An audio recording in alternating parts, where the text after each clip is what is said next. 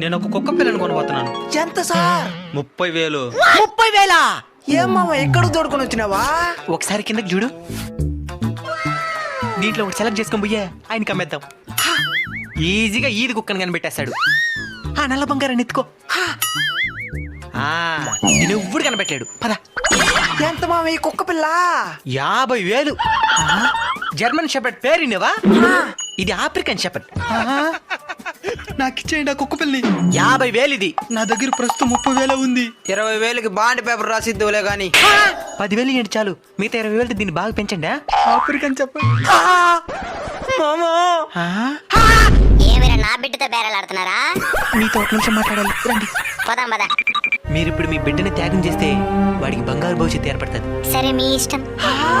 మీరు కూడా వేలకు వేలు ఖర్చు పెట్టి ఎక్కడెక్కడో కుక్కలే కాకుండా మీ వీధిలోనే ఆకలి తలమెట్టిస్తున్న కుక్కలను కూడా ఆదరిస్తారని ఆశిస్తున్నాం.